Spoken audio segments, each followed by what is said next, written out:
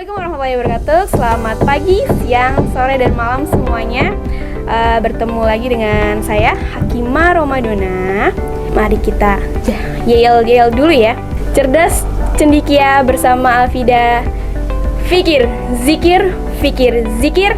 Bismillah, Allahu Akbar.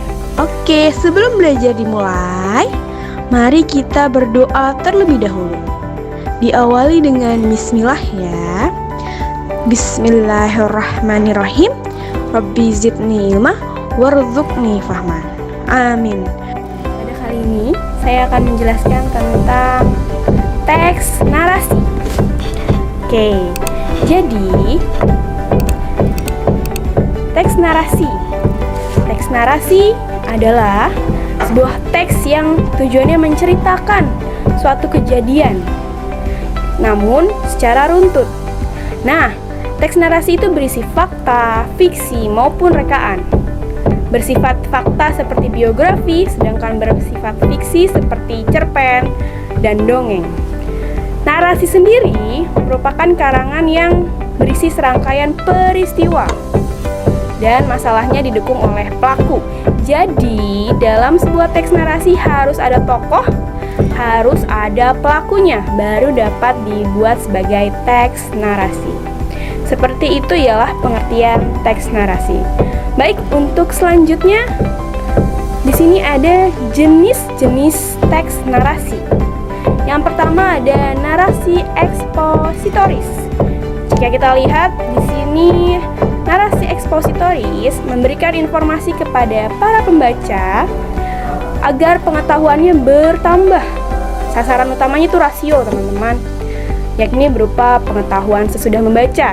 Jadi setelah membaca, si pembaca itu harus meningkatkan pengetahuannya tentang sesuatu yang dibaca tersebut.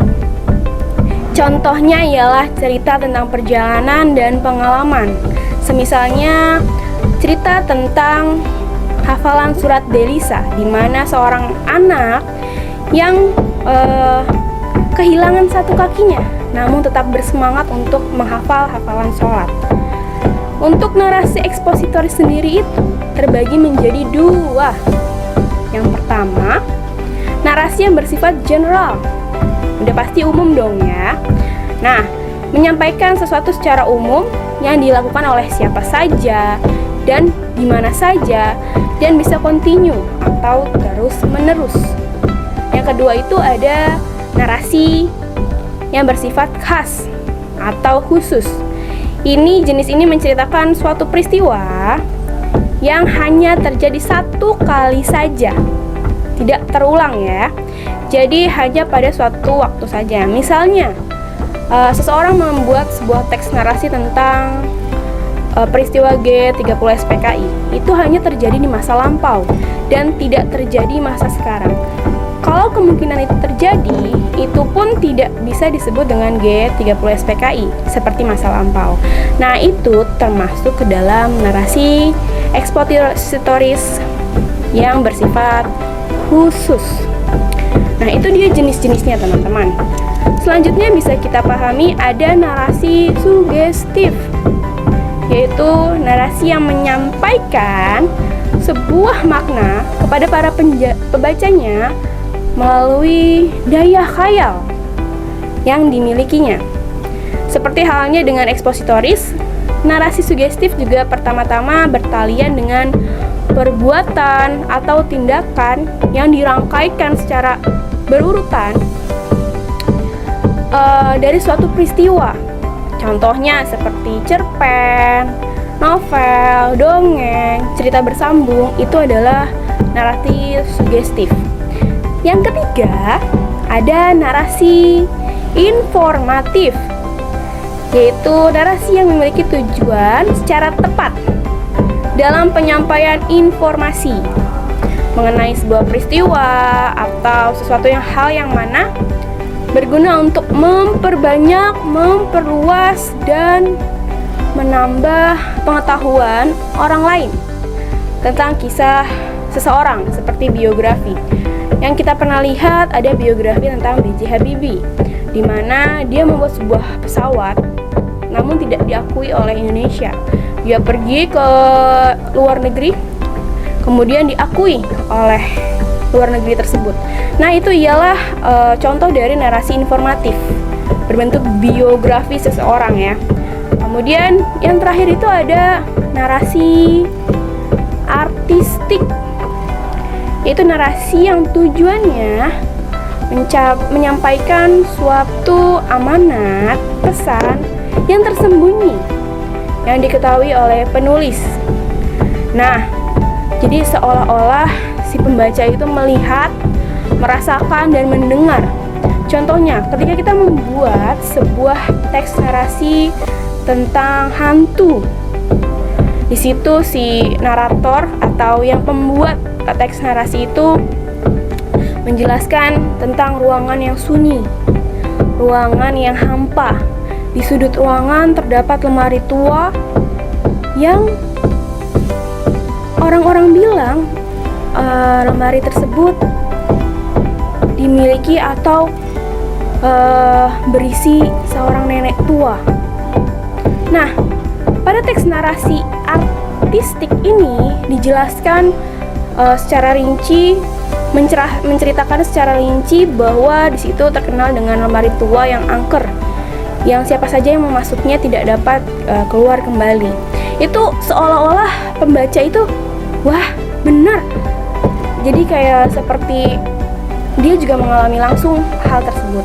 Itu adalah jenis-jenis teks narasi. Selanjutnya teman-teman, kita bisa pahami ciri-ciri dari teks narasi sendiri. Narasi itu ialah, kalau kita bisa lihat, sebuah hayalan, imajinasi, namun ada yang fakta, ada yang fiksi. Di sini, ciri-ciri yang pertama ialah disusun dalam urutan waktu yang jelas. Jadi ketika kita membuat sebuah teks narasi, harus berurut. Dari mulai pengenalan tokoh, disebutkan nama-namanya, kemudian disebutkan asal mula, latar pertamanya di mana, tokohnya siapa.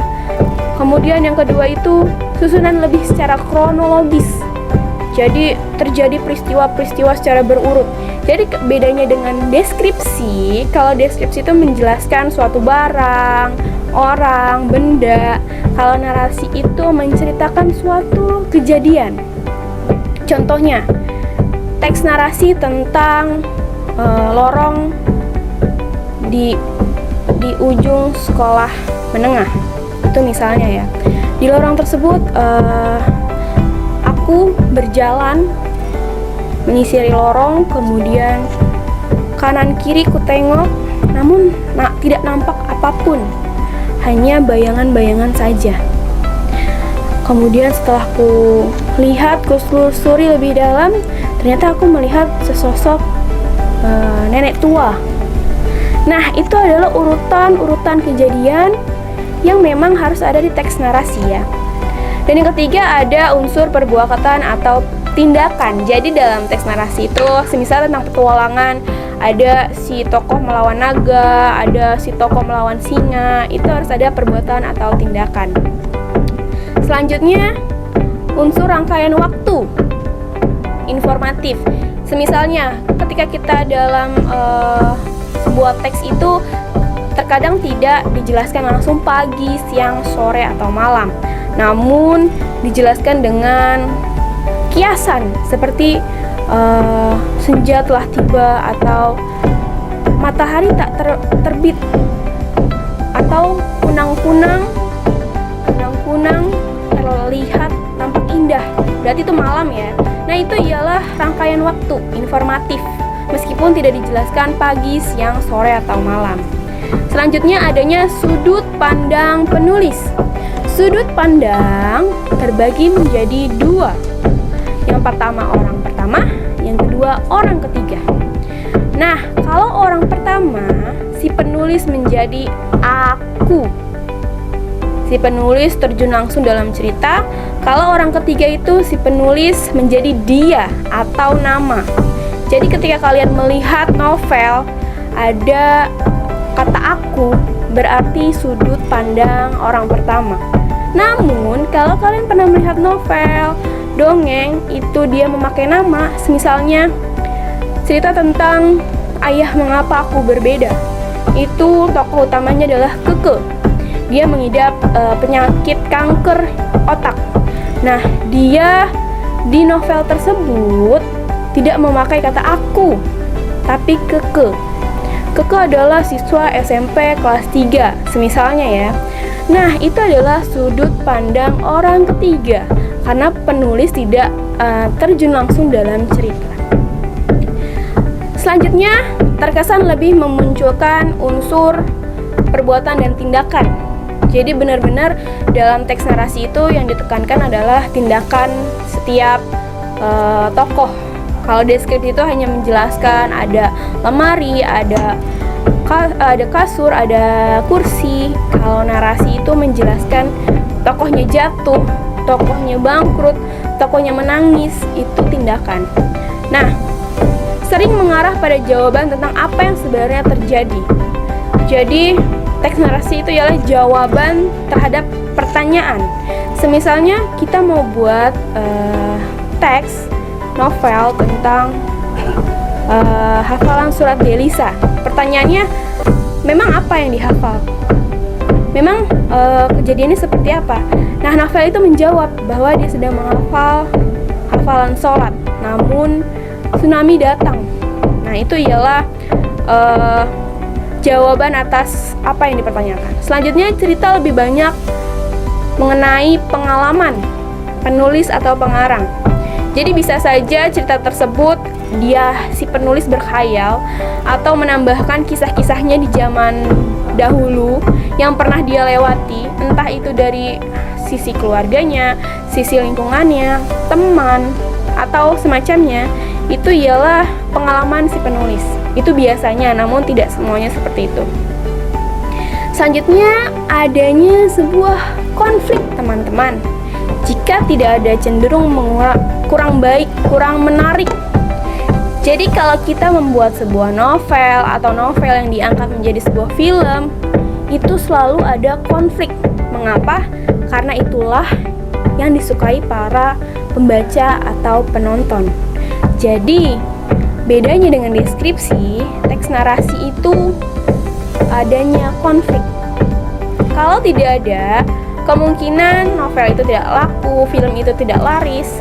Karena boleh teman-teman cari film manapun, tidak ada yang tidak ada konflik. Selalu ada konflik, karena itu adalah ide atau tema dari film atau cerita tersebut. Terus selanjutnya, kebanyakan berupa suatu yang fiksi, namun bisa terkadang berupa non-fiksi atau gabungan antara kedua hal tersebut. Jadi kalau novel itu terkadang ada yang berdasarkan hayalan semata si penulis ya, tidak ada di kenyataan, hanya mengambil nama-namanya saja. Ada juga yang non-fiksi atau berdasarkan kenyataan diangkat ya dari kehidupan seseorang, dibuat sebuah cerita. Dan yang terakhir, ciri-ciri yang terakhir dari teks narasi, teman-teman, mempunyai nilai estetika.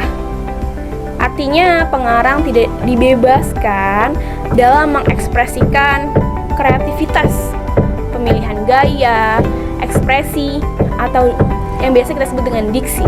Jadi kalian atau teman-teman bisa pernah membaca sebuah novel yang terkadang ada dialog wah, atau terkadang novel-novel anak Betawi memakai bahasa ibunya ente, atau anak-anak Sunda gitu, atau anak-anak Jakarta.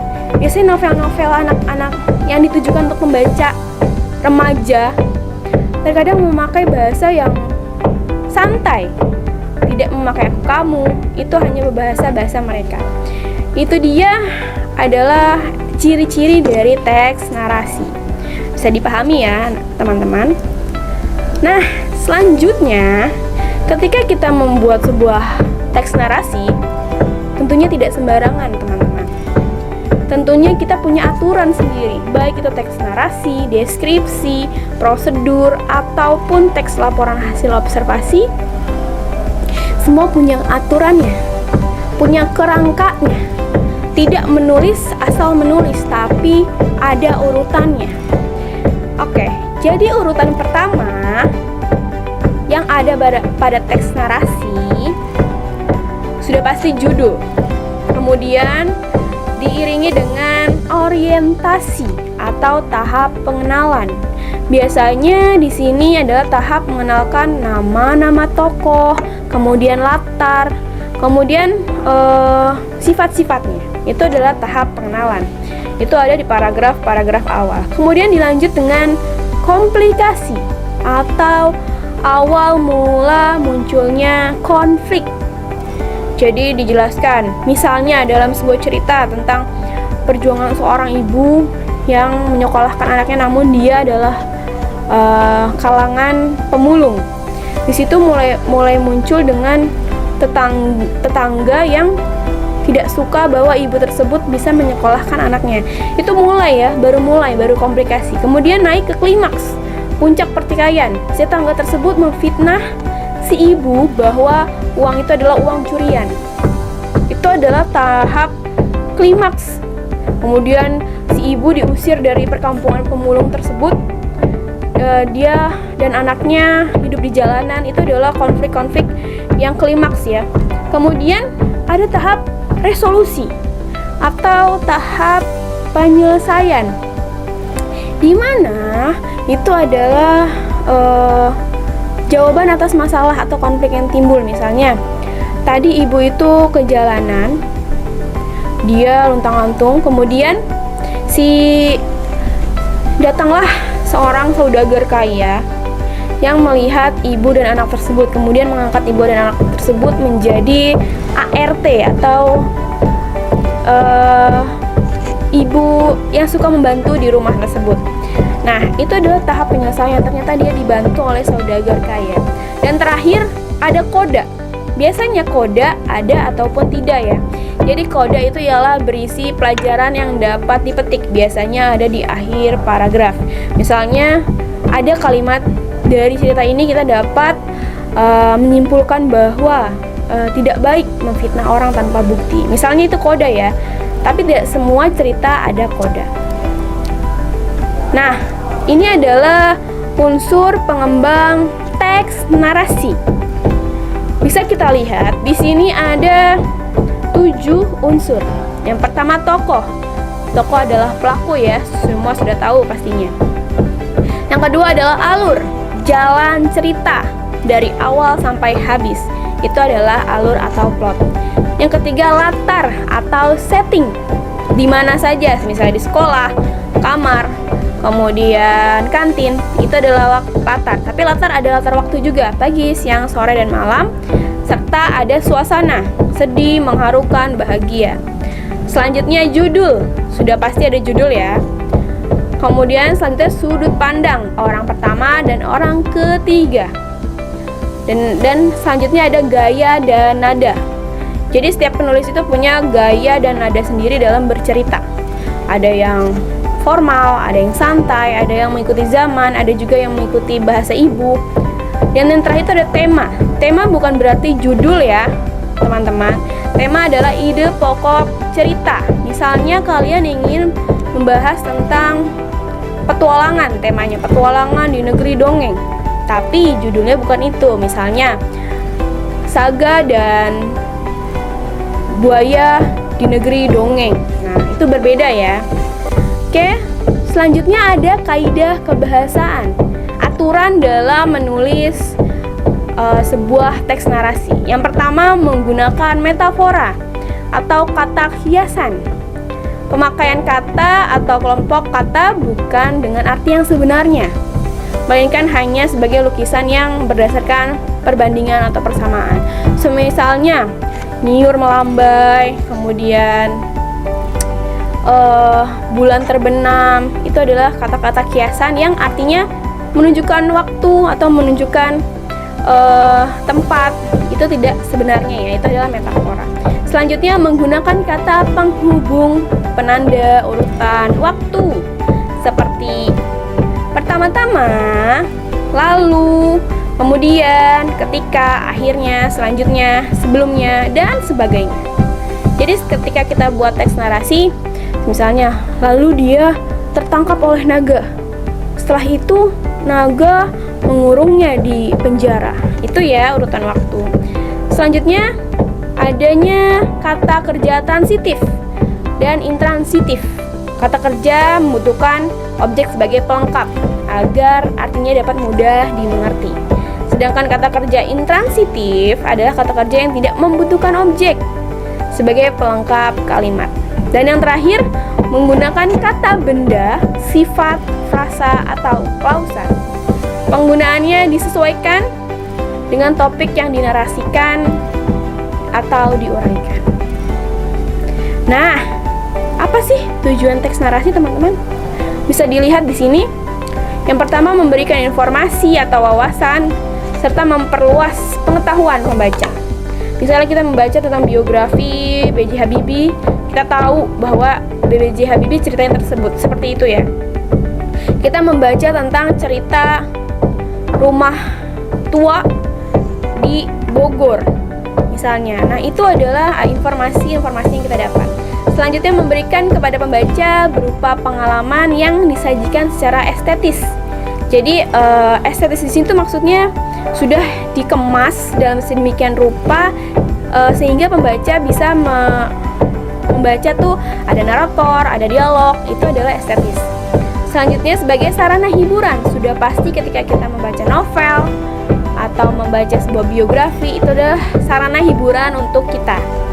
Dan yang terakhir, menceritakan kenyataan atas suatu peristiwa yang telah terjadi demi kepentingan tertentu.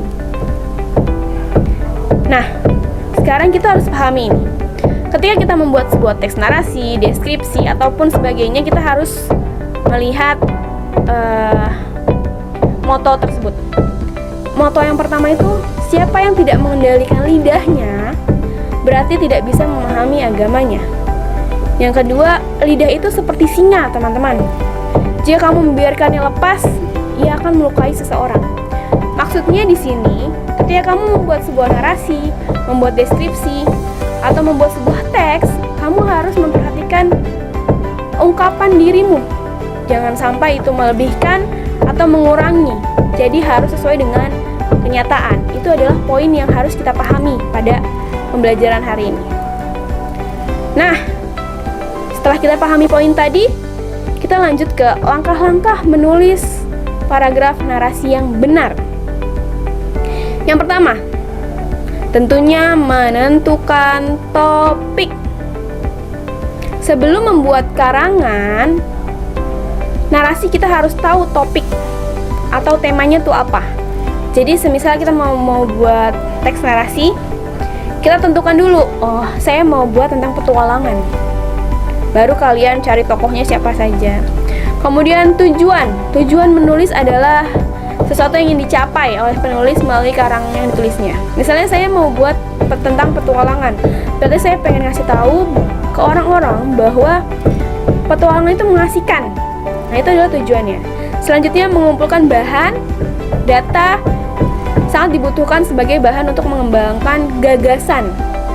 Jadi kita mau mencari data nama-namanya siapa saja, atau biasanya petualangan apa sih yang disukai oleh pembaca, atau konflik apa yang biasanya dilaris di pasaran.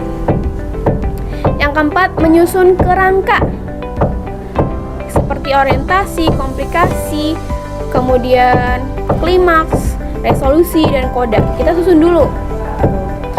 Kemudian menyusun, mengembangkan kerangka, maksudnya menguraikan sebuah rancangan karangan.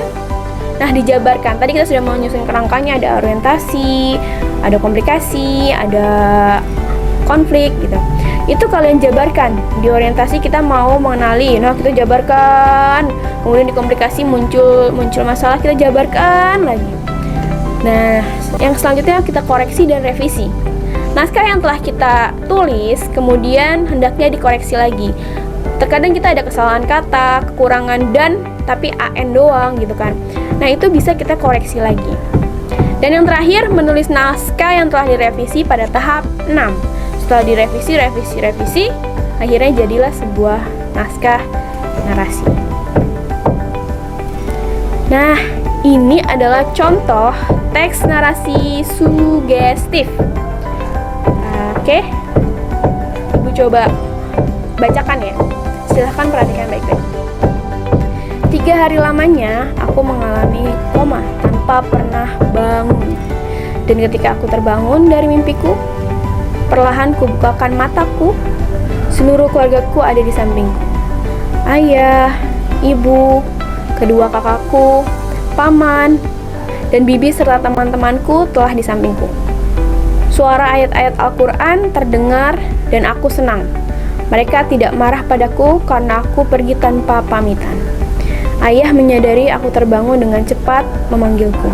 Ini adalah kutipan dari novel Surat Kecil untuk Tuhan. Di sini sudut pandangnya adalah orang pertama karena ada kata aku. Sekarang pertanyaannya ialah apa makna yang dapat kita ambil dari materi hari ini jika kita jelajahi dari sudut pandang Islam?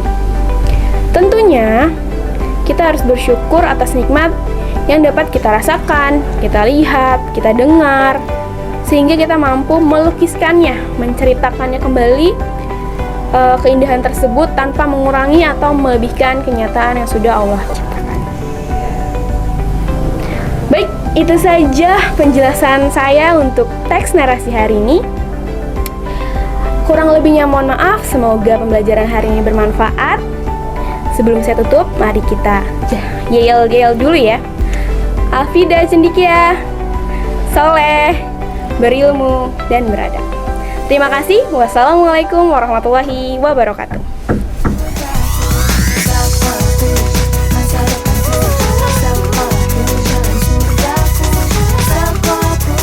Masa depanku,